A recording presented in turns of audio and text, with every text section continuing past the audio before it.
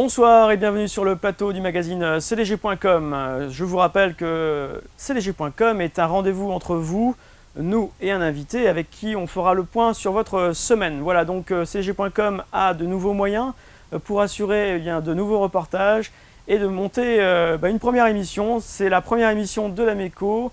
Je vous propose tout de suite de débuter avec notre édito.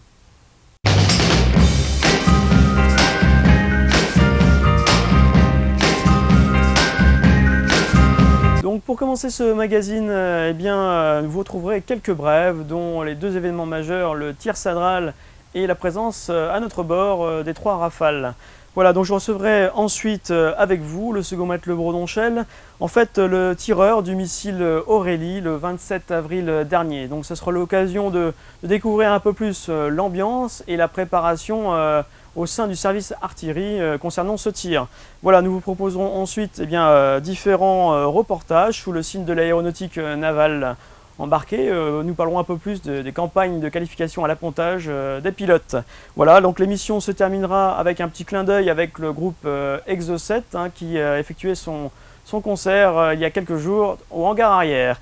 Voilà, je vous invite à regarder tout de suite les brèves, depuis la MECO.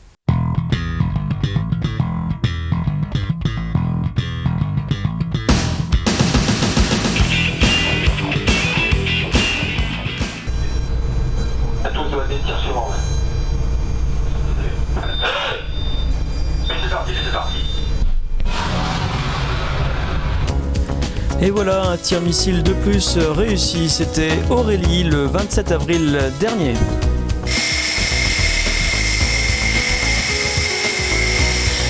Dimanche dernier, après une semaine bien remplie, les 3 Rafales marines repartaient vers leur base. A bientôt pour l'exercice Trivandeur.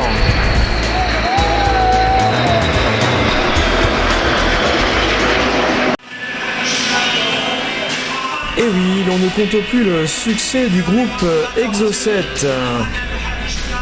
Les voilà à nouveau en concert.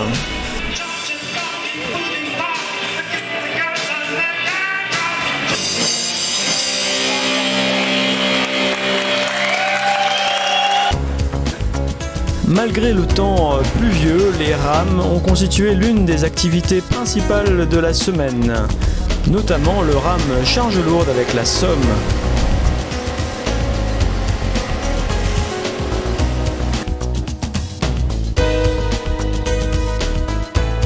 L'escale à Marseille ce week-end a permis d'ouvrir nos portes à un certain nombre de visiteurs.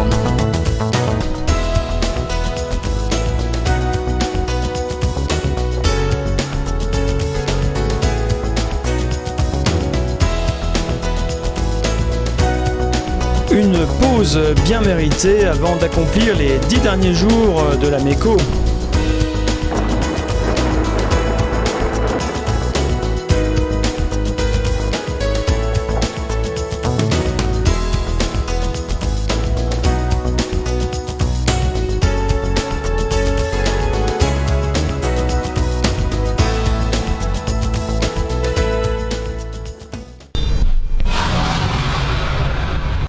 Voilà, c'en est fini pour les brèves. Je vous propose tout de suite de rejoindre le second maître Le Brodonchel, ici présent. Bonsoir Jérôme, bienvenue sur le plateau de cdg.com. Bonsoir Manu, merci de m'accueillir. Voilà, donc félicitations avant tout pour ce tir réussi. Merci. Alors avant de voir quelques images justement, j'avais une question qui me trottait un peu dans la tête là. Oui. Qu'est-ce que l'on ressent en fait lorsque l'on est le tireur, c'est-à-dire la personne qui appuie sur le bouton feu, c'est ça? Oui, donc le fait d'être choisi, déjà, grande joie. Oui, évidemment. Et vu le résultat du tir, là c'est une satisfaction personnelle, aussi bien pour le service, puisque c'est une concrétisation de temps d'entraînement, et c'est parfait de donner ce résultat-là. D'accord, donc l'entraînement, j'ai cru comprendre qu'on vous privilégiait lorsqu'il y avait les ADEX, c'est ça? Oui, c'est ça, donc nous sommes 4 tireurs, pour ainsi dire, titulaires. Alors, à bord. Précisons ADEX, c'est-à-dire en fait c'est un strike d'aéronef sur le bâtiment. Voilà. Donc 4 tireurs titulaires. L'an dernier, 2 de ces titulaires ont tiré. Cette année, c'était mon tour, donc l'an prochain, ce sera le tour du 4e, j'espère, pour lui. Sinon, dès qu'une personne débarque sur les 4, un nouveau arrive et la rebolote, c'est parti pour une série Une d'entraînements. nouvelle préparation. Voilà. D'accord, mais je te propose et je vous propose de revivre en fait le tir sadral grâce au talent de l'un de nos caméramans. If you see a faded sign at the side of the road that says 15 miles to the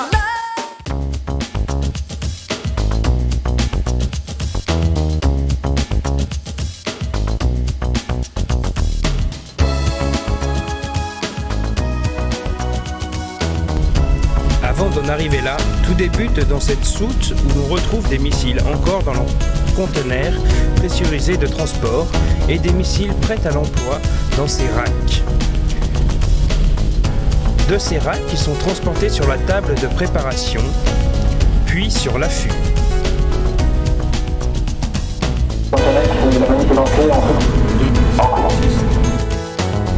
Voici la préparation du missile Aurélie.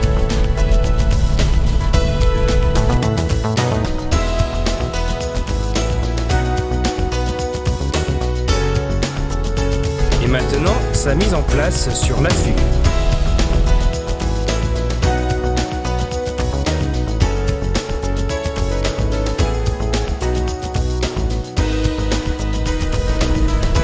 Nous pouvons voir la partie autodirectrice du missile.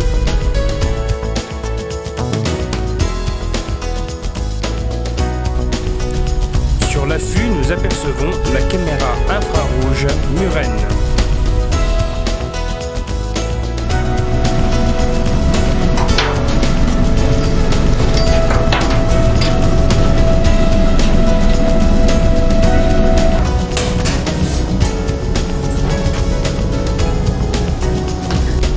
Nous nous retrouvons maintenant dans l'ambiance feutrée du CO lors d'un ADEX et plus exactement devant la console de tir Sadral Babor. À tous douaniers et Warning White, tire sur ordre, pas de mesure zip. C'est Air Warning White, tire sur ordre. Oh là, on tape. Ça va, nous Et pourtant, je ne vois pas poursuivi au table. Ça vient de sortir, on est en train de la monter. Que vous m'annoncez s'il y a plusieurs échos sur cette piste. Des Dadassa, ça va pas à manœuvrer, vous pouvez recentraliser.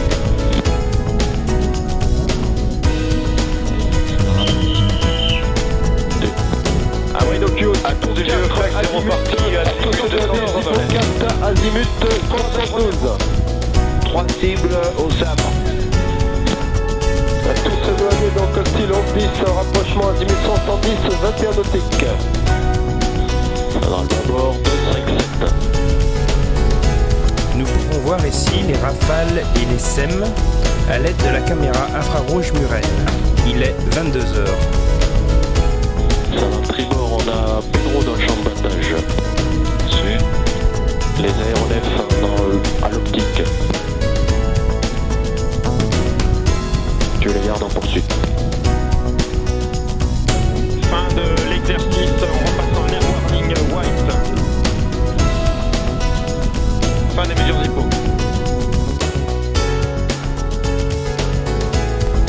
Nous voilà maintenant le jour J du tir en couronne de veille.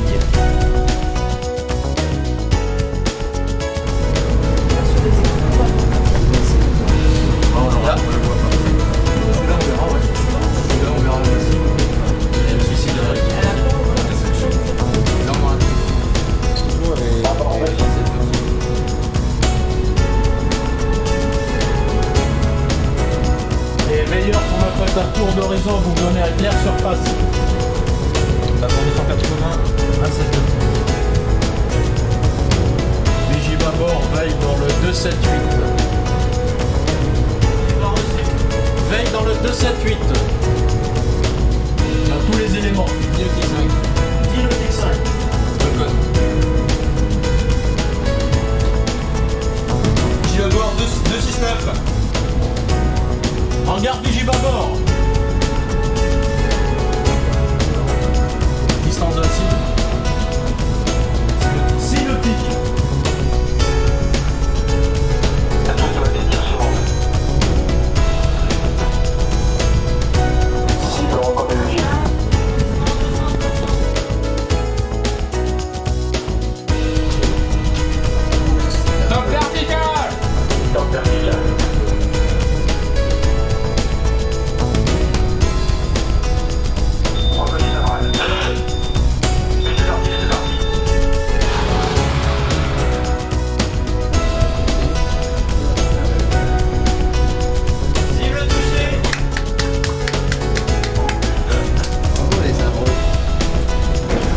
le tir, voici ce qui reste du missile. On appelle cette partie la souche. Allez, encore une fois pour le plaisir.